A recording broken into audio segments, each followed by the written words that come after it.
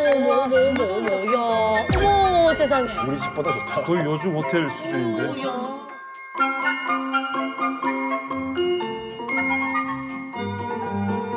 (24시간) 건강도 체크해줬대. 자, 의료진들이 꼼꼼히 또 챙겨주고 있고요. 이게 의료용 경비행기까지 준비를 해서 아이들이 또 네. 전쟁을 겪었으니까. 예, 대단하다. 야, 이거 최고. 배우가 좋았는데요?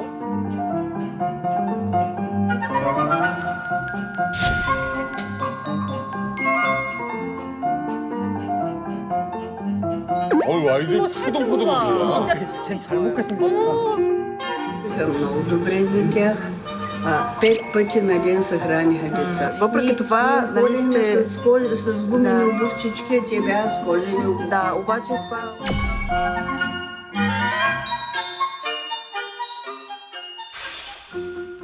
이때가 52년, 53년이잖아요. 그러면 중이죠. 이 동구권 사회주의 국가들이 무너지기 전이잖아요. 본격적인 이제 체제 경쟁이 시작되는 때였는데 그때는 이 공산주의, 사회주의의 낭만이 참 살아 있었던 시절. 그렇지. 그러니까 낭만으로 시작됐던 거지. 낭만으로 시작됐던 거고 이때까지만 해도 낭만이 살아있던 거예요. 그래서 실제로 받은 나라들에선 지원을 아끼지 않았다고요. 좋은 집에 보모, 교사, 전문 인력을 고용하기도 하고 건강이 좋지 않았던 아이들에게는 식단을 담당할 수 있는 전문 인력도 막 배치를 하고 건강 사태도 의사들을 동원해서 네. 수시로 체크받고 치료받게 하고 그러니까 아까 아이들 상태 봤는데 잘 먹어서 포동포동하잖아요. 얼굴에 윤기가 나고 그리고 아이들 중에 갑자기 응급 환자가 나올 수도 있으니까 그 때를 대비해서 환자 수송용 경비행기 까지 배치를 한 거예요. 그러니까 보세요. 그때 당시 자유권 국가들과 이 동구권 국가들이 사상 경쟁, 체제 경쟁을 하던 때였는데 야, 니들은 전쟁 고아들 부모 없이 떠돌아다니고 빈민으로 살지 우리는 경비행기까지 줘.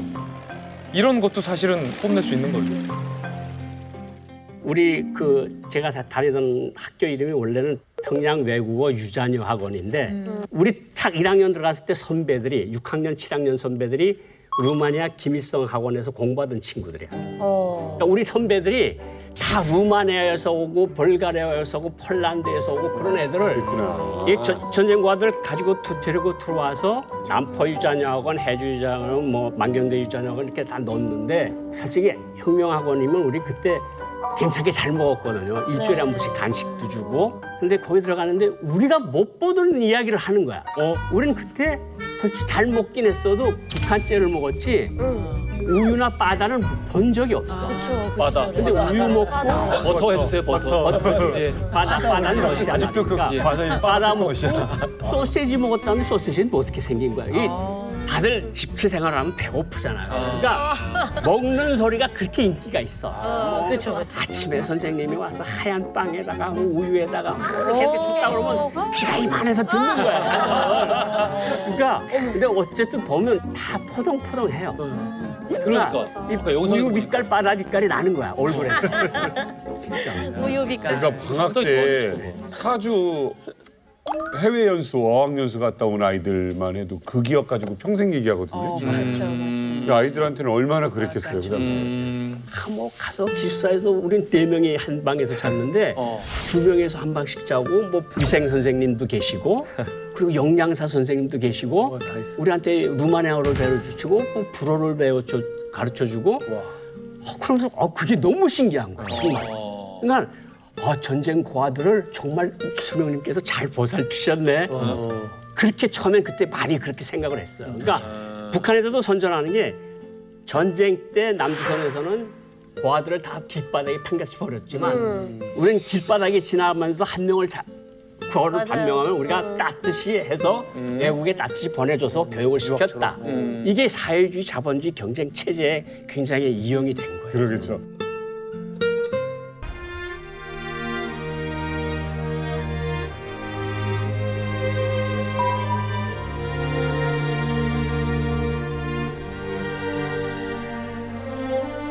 리수죠.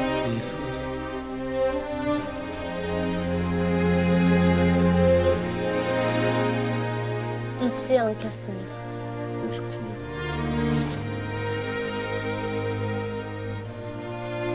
집에 돌아가고 싶어.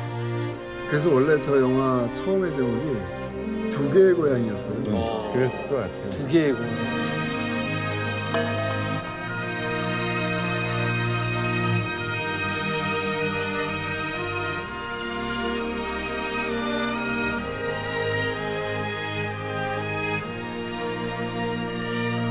종이를 보내주세요. 일기장 같은 게 있으면 좋겠습니다. 여기가 더 책이 열악하니까. 없으니까. 종이가 좀 있으면 좋겠다. 글을 쓰고 싶다라는 거죠. 아이들이 적응을 빨리 했던 것 같아요. 현지어도 다 익숙하게 하고 네. 오히려 한글보다 현지어가 더 그치, 편하고 편하지. 멋있게 이제 필기체, 흘림체로 쓴 그치. 편지들이 좀 안타까운데 그 내용은 전혀 멋지지 않았죠. 아이들이 연필이 부족하다, 먹을 게 없다, 옷이 없다, 집에 돌아가고 싶다. 여기서 집은 북한이 아니라 그렇지. 고인들이 머물렀던 동유럽에. 그 몇 년 짧게 머물렀던 그 동유럽의 그 장소를 집이라고 하는 거예요. 평양으로 어찌어찌 정착한 북한 곳곳으로 정착한 아이들도 향수병이나 아니면 이제 동유럽에 두고 온 친구들을 그리워하는 안타까운 그렇지. 사정에 처했고 그때까지만 하더라도 북한이 편지는 막지 않았다고 해요. 그래서 편지들이 보냈고 감독님이 찾아낸 거고 기록으로 남았던 거죠. 그리고 우리가 그걸 본 거죠. 근데 저게 편지가 1963, 4년까지 왔다 갔다 그래요. 그러니까 64년도에 김정일이가 김일성종합대학을 졸업을 하잖아요. 그 사람이 뭘 나오면서부터 일이 막 꼬이기 시작을 했어, 북한은. 그러니까 그전에는 바이 에어 메일이라는 봉투까지도 팔았어요. 60년대 초까지도. 국제 우편. 근데 저렇게 뭐 아이들이 들어가서 쉽사리 동화가 됐을까 하는 생각들을 하잖아요. 근데 북한이라는 분위기 딱 갖다 놓고 토론을 시켜놓고 잘못한 거 쓰게 하고 그리고 아이들이 하나씩 없어져요. 같이 글 쓰던 애들이 예를 들면 어디 갔어? 말 잘못했던 거래. 우리나라는 왜 이렇게 못 사는 거야? 우리 수상님이 정말 그렇게 위대한 거야? 이런 이야기들을 누가 한 거를 들은 걸 쓰면 애들이 없어지는 거야. 그 친구들 입에서 루마니아가 살기 좋다는 소리 들어본 적이 없어요. 먹은 이야기밖에 없어. 근데 북한에서 먹는 이야기 했다고 반동으로 잡아가진 않으시거든요. 그러니까 먹는 이야기하고 사랑 이야기는 북한에서 막질 않아요. 그리고 그거밖에 할 게 없어, 이 얘기가. 그렇죠. 그러니까 정치적인 이야기를 했고 제 자꾸 도망치던 애야 이런 애 없어지고 아이고 잘못하면 죽는구나. 그럼 거기에 동화될 수밖에 없어요. 사실 뭐 아이들한테는 이 북한이 오히려 더 감옥같이 느껴졌을 것 같은데 아니 사실 그런 심정을 사실 편지로 이렇게 쓰거나 이러면은 만약에 김일성이 이런 사실을 알면은 좀 난리가 나지 않나요? 지금 저희 대화에서도 나왔지만 주고받는 편지를 통해서 굉장히 많은 걸 알 수 있어요. 네. 진짜 살아있는 북한의 내부 사정, 내부 정보, 그리고 거기에 사는 사람들의 진짜 심리가 뭔지 이게 알려지길 원했겠어요. 북한에서는 당연히 너무 두려웠을 겁니다. 그래서 급기야는 자유롭게 왕래를 하던 편지마저 내용을 검열하기 시작해요. 그러겠지. 아이들은 결국에는 앞서서도 편지로 하는 얘기가 뭐예요? 나 그리워. 그리고 나 이렇게 힘들어. 먹고 살기 너무 힘드니까 네. 이것 좀 보내줘. 이런 어려움을 주로 얘기를 하게 되죠. 오히려 처음에 검열 안 했다는 게 이상하다. 나는 그 검열도 이 아이 친구한테 시켰을 거라고 봐요. 초창기에 검열을 할 수 있는 능력이 없었어요. 그러니까. 왜냐하면은 현지말을 할 수 있는 사람들이 그렇게 충분하지 이걸 읽을 수가 않아요. 없구나. 약간 혼란스러운 부분이 있었죠. 그래서 이 말씀을 왜 드리냐면은 59년 들어가면 편지가 이상해져요. 이 사람들이 얘네들은 굉장히 수준 높은 지금 예를 들면 폴란드어를 구사하고 있는데 도저히 논리적으로 말이 안 되는 문장들이 중간중간에 튀어나온다는 거예요. 그래서 결국은 저희들이 추정한 게 뭐냐면 아 이건 서로 간에 뭔가 암호를 주고받은 게 아니냐. 둘만 할 수 있는. 무슨 암호? 그러니까 예를 들면 이제 뭐 영자 결혼식 때 못 가서 미안해. 사실은 그 영자는 존재하지 않잖아. 와. 네가 좋아하던 매실이 여기는 참 많구나라고 했는데 그 친구는 매실을 싫어해. 정말 싫어해. 그렇죠. 예를 들면 그런 거죠. 북한을 들어가 보지도 않은 사람이 어떻게 이렇게 속속들이 이거를 당신은 잘 알고 있어. 네. 뭐 그런 질문도 받긴 받았는데 결국은 편지예요. 편지. 네. 근데 이제 어쨌든 편지 왕래가 이루어지는 거예요. 제가 직접 이 편지를 봤거든요. 근데 한글 혹시 보셨나요, 영화에서? 한글은 거의 그리는 수준이에요. 그려서 불러. 맞아요. 한글을 못 쓰는 거예요, 애들이. 어렸을 때 가서. 그러니까 이게 왜 비인간적이냐면은 이 아이들은 그냥 외국애예요. 한국말을 못하는 애예요. 한글을 못 쓰는 애예요. 이 아이들이 갑작스럽게 평온하게 살던 동유럽의 말 그대로 이제 마음의 고향에서 갑작스럽게 강제로 북한으로 간 거예요. 아까도 좀 말씀드렸지만 제가 이제 처음에 김일성의 아이들이라는 제목을 정하기 전에 두 개의 고향이라는 제목을 정한 이유는 어쩌면 아이들 입장에서는 자기들이 태어났던 생물학적 고향인 북한이 있었고 또한 마음의 고향, 자기를 사랑했던 사람, 자기가 사랑하는 사람, 가족같이 살았던 사람들이 있는 그곳이 또 하나의 고향이지 않았을까.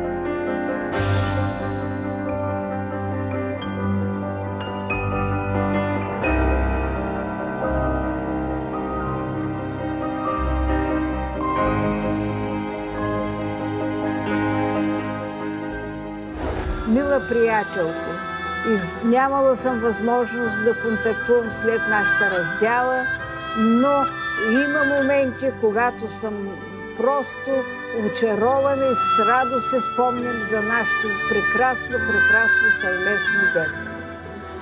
Пожелавам им, ако са живи и здрави, още дълъг живот, и ако могат още да спортуват. Още да спортуват, докато са живи да спортуват. Jeszcze raz serdecznie Cię pozdrawiam. Życzę wszystkiego dobrego, zdrowia i żebyśmy się jeszcze raz spotkali. Искам да им кажа да са здрави и живи, да имат щастлив живот, да оставят поколения като тях, каквито те бяха, защото съм с прекрасни впечатления от корейските деца и изобщо от корейците. Назен Раквон и Пак Ил-сук, искам да кажа, че не съм ги забравила и докато съм жива няма да ги забравя. Мога да предам поздрави на Чебенху. Чебенху, ако си жив и здрав, приеми моите най-искрени приятелски поздрави. Ти идва у нас на гости, спомняш си, и нам прави впечатление, че много интересно ти беше да разгледаш цялата ни къща. Просто да видиш как живеем. А ние си също обикновени хора като вас. Dorința mea e să fie aici acum, lângă noi. Să fie aici. De multe ori vorbesc cu el. Sunt singură și vorbesc. L-ar fi îngrijit ca pe un copil. Nu mai suport.